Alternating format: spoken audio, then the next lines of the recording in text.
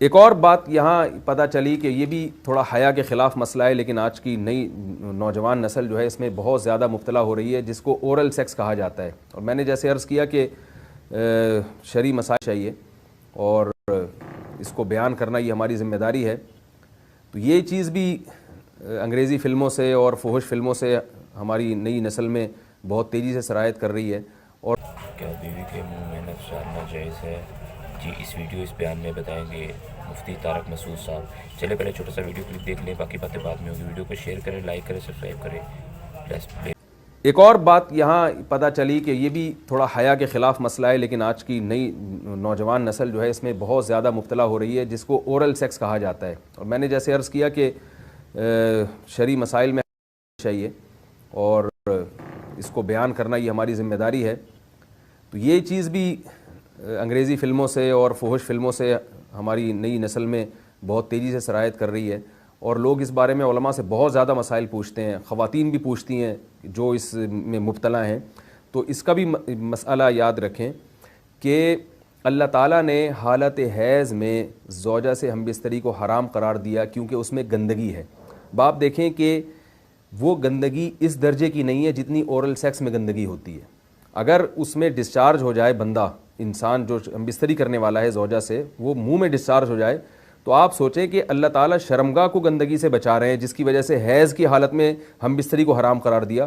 تو منہ جس سے انسان کھانا کھاتا ہے، جس سے کلمہ پڑھتا ہے، اور جو انسان کے جسم میں سب سے اشرف عضو ہے، سب سے زیادہ معزز اور مکرم عضو ہے، اس میں ایسی گندگی کو ڈالنا کہاں سے جائز ہو سکتا ہے، کہاں سے حلال ہو سکتا ہے؟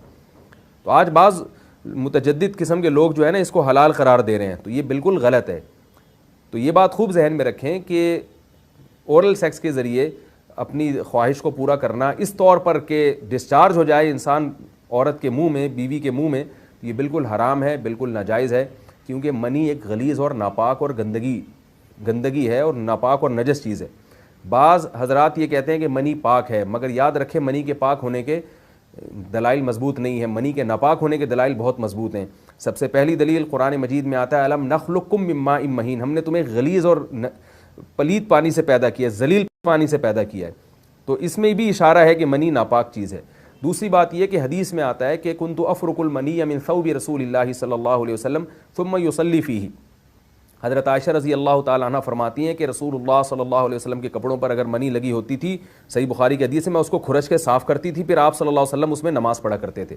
اب بعض حضرات نے یہاں سے استدلال کیا ہے کہ منی اگر ناپاک ہوتی تو حضرت عائشہ اس کو دھوتی، کھرچ کے صاف کرنا اس کی علامت ہے کہ منی پاک ہے، لیکن یہ بات غلط ہے۔ اگر منی پاک ہوتی تو حضرت عائشہ کو کھرچنے کی ضرورت نہیں تھی۔ بات یہ ہے کہ وہ نجاست جس کا ایک باقاعدی جسم ہوتا ہے اور وہ کھرچ کے جسم سے یا کپڑوں سے الگ ہو سکتی ہے، تو اس نجاست کو پاک کرنے کا طریقہ یہ ہے کہ اس کو کھرچ دیا جائے۔ ناپاک تھی تبھی تو حضرت عائشہ رضی اللہ تعالی عنہ اس کو باقاعدہ کھرچ رہی ہیں اور دور کر رہی ہیں۔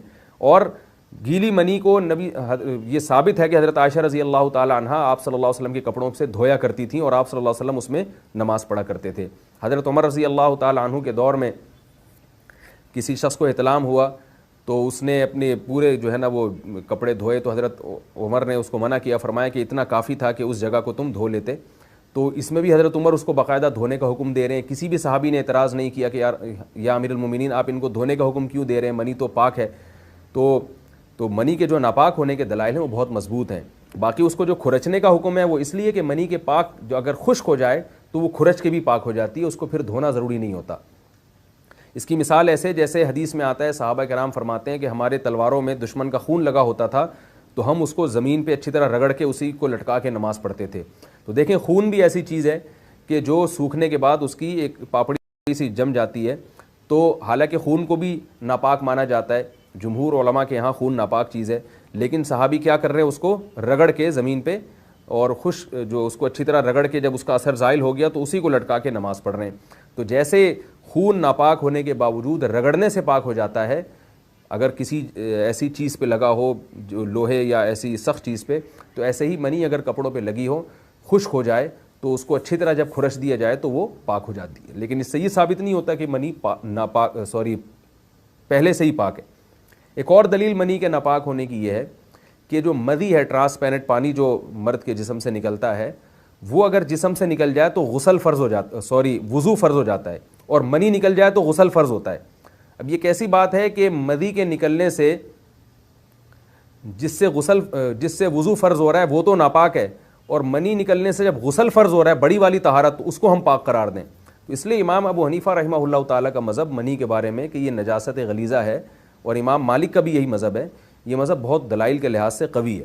تو اس لیے عورت کے منہ میں ڈسچارج ہونا یہ بالکل حرام ہے، ناجائز ہے، گندگی ہے، اسلام میں اس کی قطعاً اجازت نہیں ہے۔ السلام علیکم، جیسا کہ آپ نے ویڈیو دیکھی ہے، ویڈیو میں مفتی طارق مسعود صاحب بتا رہے ہیں عورت کے منہ میں نفس ڈالنا حرام ہے، اور جیسا کہ ہماری جو مزی ہے، مزی اگر مرد کی خارج ہو تو اس پہ وضو واجب ہو جاتا ہے، اگر منی خارج ہو تو اس پہ غسل واجب ہو جاتا ہے۔ اس کا مطلب یہ ہے کہ جو منی ہے وہ حرام ہے، اور جو لوگ عورت کے منہ میں نفس ڈالتے ہیں وہ حرام کام ہے، اس لیے اس کام سے بچیں۔